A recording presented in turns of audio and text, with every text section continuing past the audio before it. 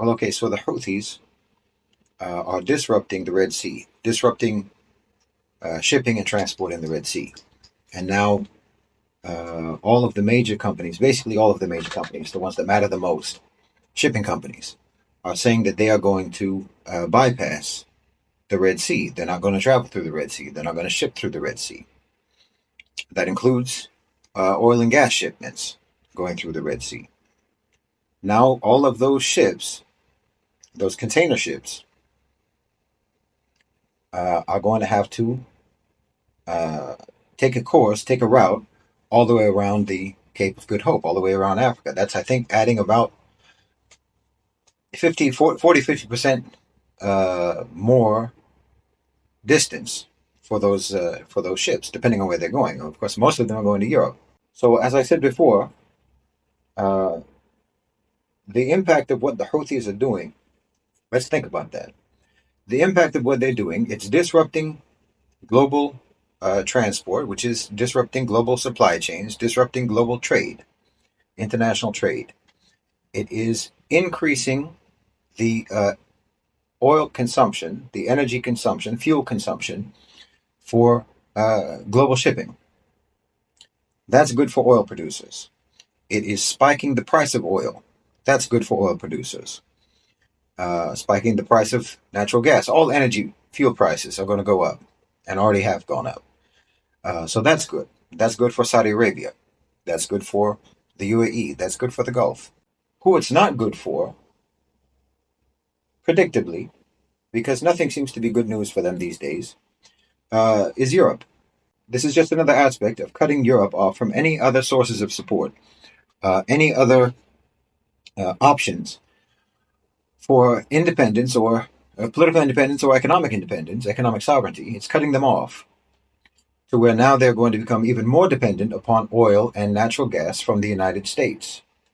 This is, in my opinion, this is all in conjunction with the destabilization plan against Europe that has been going on ever since the Ukraine war started, and more specifically, the sanctions regime against Russia.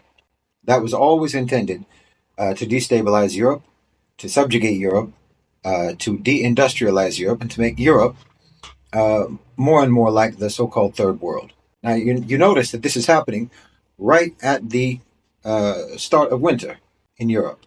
So it's going to be very difficult for winter. The energy prices are going to be even higher than they already were. The energy prices are going to be even higher than they were last year.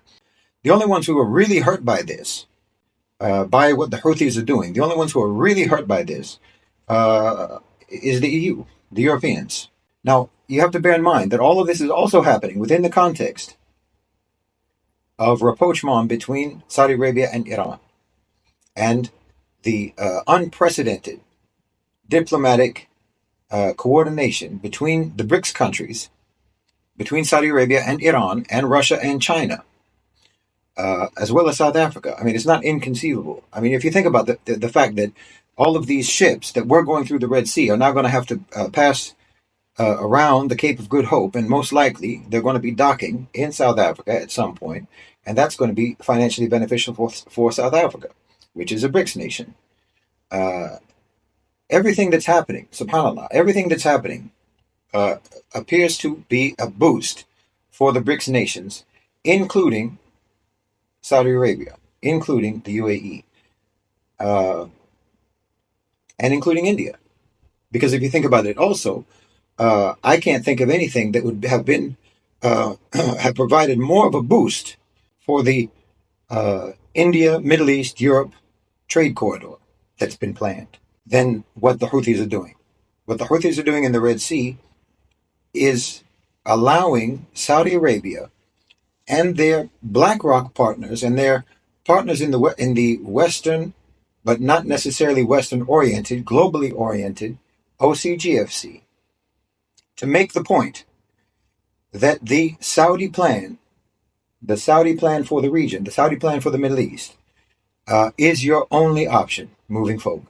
Because if conflict continues in the region, the whole global economy is going to be devastated. If war breaks out over what's happening in the Red Sea, and if the United States is allowed to escalate the conflict to become a war against Iran, That's going to be devastating for the global economy. Saudi Arabia has been trying to figure out ways that they can get the oil price up. They've been trying to figure out ways to increase consumption of fossil fuels. Particularly, they have focused on shipping. Well, you have the perfect way to increase fuel consumption by international shipping. And it's also providing a very convincing argument for why you need this India, Middle East, Europe trade corridor that also bypasses the Red Sea. Bear in mind also that this trade corridor passes through Israel. So this is also creating more of an incentive to integrate Israel into the region. It's creating an incentive to Israel because look at why are the Houthis doing what they're doing officially.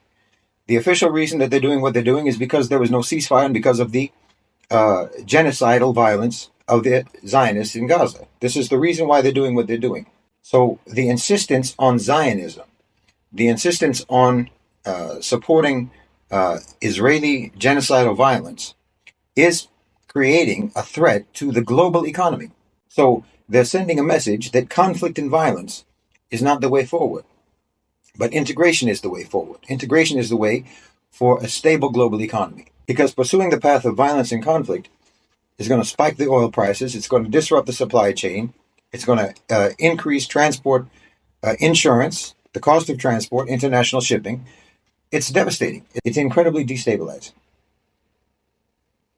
However, if you are peaceful and pursue peaceful integration into the region, everything can flow normally. To one extent or another, I believe that what the Houthis are doing is with the coordination of Saudi Arabia and Iran and Russia and with China and the BRICS nations. To some extent, I mean, the Houthis are more or less autonomous. They are Iranian proxies within reason. They do still operate with a level of autonomy. However, I don't think that they operate completely without direction. And you notice that Saudi Arabia and the UAE and only none of the Gulf states, except for Bahrain, none of the Gulf states are participating in America's so-called Operation Prosperity Guardian or whatever it's called. This operation is not about guarding anyone's prosperity but the United States in terms of their oil and gas shipments to Europe. The prosperity for their oil and gas companies and their oil and natural gas shipments to Europe. That's the only prosperity that can possibly come out of this, because obviously when you militarize the Red Sea and you increase the risks, you're not guaranteeing that ships are going to pass through the Red Sea now. Just because those warships are there, that's not going to embolden anyone or give anyone enough confidence now to bring their ships into what looks like a war zone. You're guaranteeing that those ships, that commercial transport is not going to move through the Red Sea. Not to mention the fact that if they have to pass through what appears to be a war zone, the cost of insurance for international transport is going to skyrocket. So no, America's actions are not helping the situation in any way, shape, or form.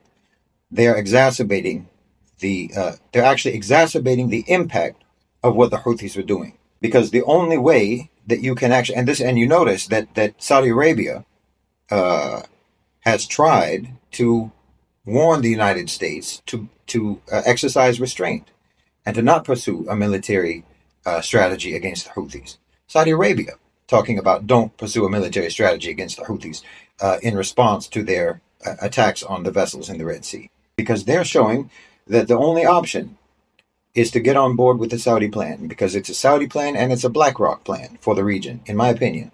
And then you had this talk about there was an article in the in an Israeli newspaper that was saying that a land bridge has been activated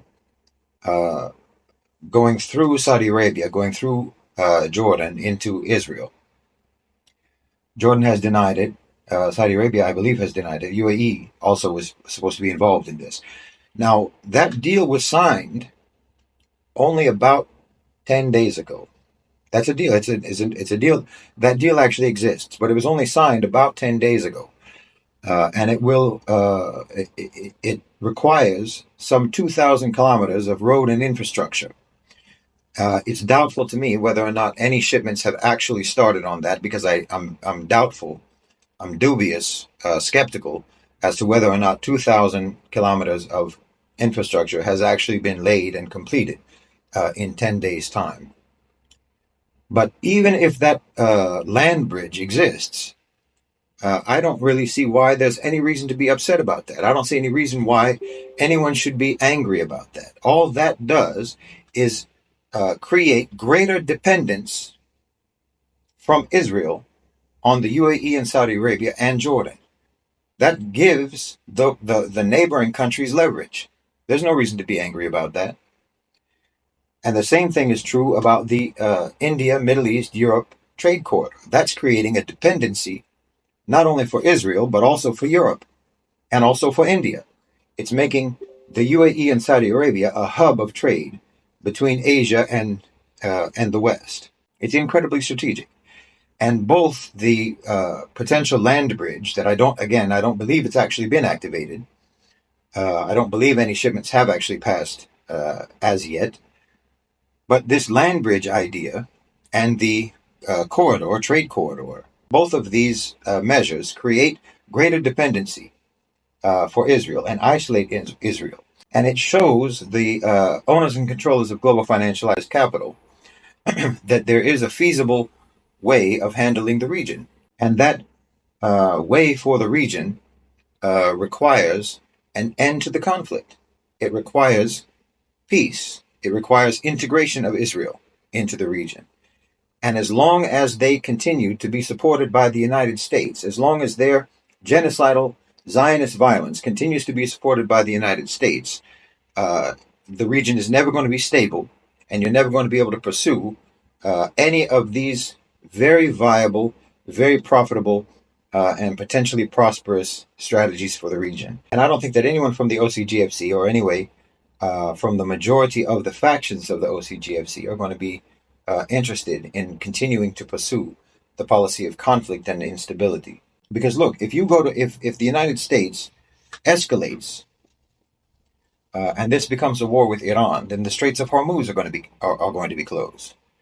So then you have the Red Sea is closed, Suez is functionally, practically speaking, Suez is closed, the Straits of Hormuz are closed, and no oil from the Middle East is going to move at all. And the price of oil will go to over $100 a barrel, maybe 200, who knows, depending on how long it goes on and how bad it gets. And international shipping will come to a grinding halt. And that hurts everyone from the OCGFC. But the Saudi Arabian plan that they're pursuing, and that the actions of the Houthis are boosting, they're boosting that plan. The plan of the Saudis allows for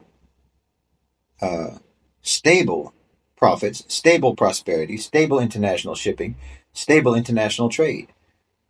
They're providing exactly what bin Salman talked about, the Middle East becoming a new Europe, the new Europe. That's exactly what this plan is putting in place. And it's also, like I said before, it's incentivizing the actual integration of Israel into the region, which, it goes without saying, requires their abandonment of Zionism. Because Zionism is what has gotten us to this point. And diplomacy and coordination and integration are the only things that can provide a way out. And I think a way out is what the OCGFC want. So there's a lot of ramifications for what the Houthis are doing. And I don't personally believe for a second that the Houthis are acting on their own, or without instruction or without guidance from Iran, who's operating upon the instructions or upon the guidance or upon coordination anyway, with Saudi Arabia and Russia and China and the BRICS nations in total. And Allahu Alam.